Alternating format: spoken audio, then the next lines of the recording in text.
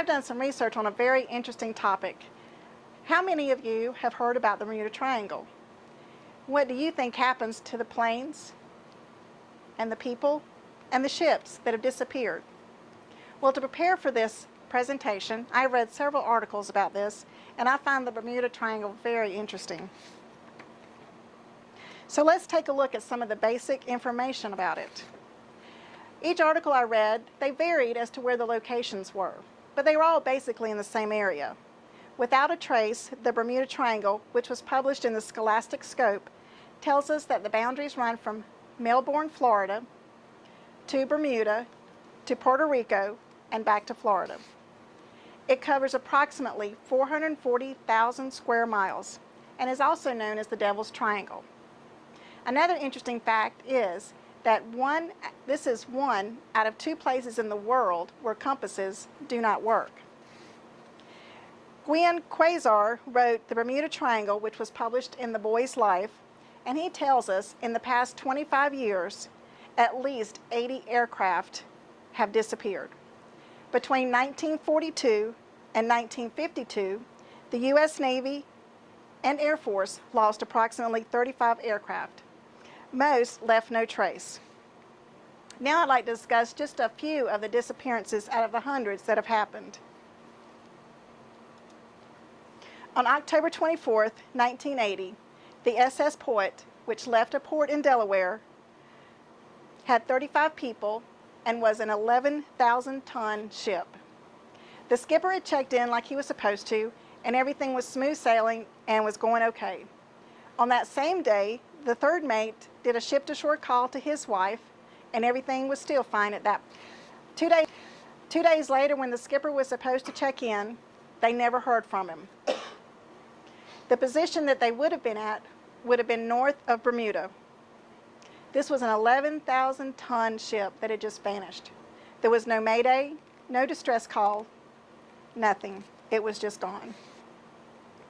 Another one is October 27th, 2000. Hubert Helliger rented a small aircraft plane from a small airport in Central Florida. This was a regular thing that he did to keep up his flying certification and to keep his skills sharp. On this particular day, however, he had no cell phone and no GPS. He took off, everything was fine, the weather was good, but he was never heard from again. Another experienced pilot that there was no mayday, no distress, and no trace whatsoever. Daniel Loxton wrote The Bermuda Triangle, which was published in The Skeptic, and he tells us about Flight 19. Flight 19 is one of the more famous disappearances that have occurred. It was 5 planes that disappeared at one time.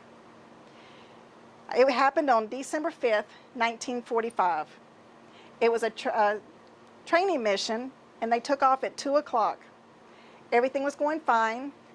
The pilot, the instructor, who had 2,000 hours under his belt, and each student had 350 hours under their belt. So they were all pretty experienced at flying planes. At 3:40 in the afternoon, one of their radio conversations were intercepted and overheard. And they heard the instructor telling the students that he was not sure where they were. He couldn't figure out their positions. Now each plane, when it took off, had fuel enough for 6 hours. So by 4:25, the Port Everglades Air Sea Rescue Task Force had been able to make communication with the instructor.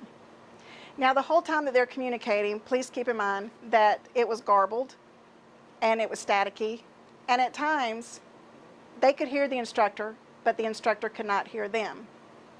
And they could hear him talking to the other students. The instructor did tell them that something had happened to their compasses, some magnetic force, and it made the compasses go awry. But it appeared that his compass was the only one that was actually broken. They're not sure why. They did ask the instructor at one point to let one of the students take over.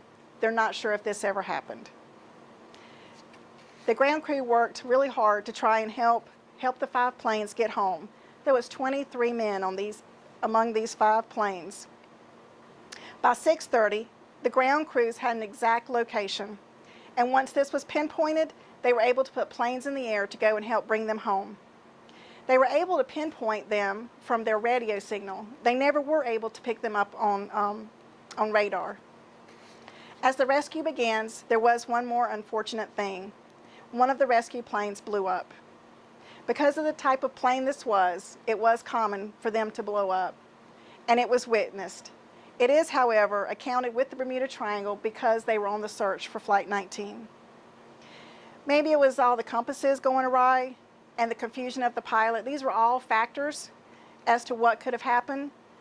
But Ron Edwards, Lost in the Bermuda Triangle, which was published in the Aviation History, throws another thing to make it more of a mystery.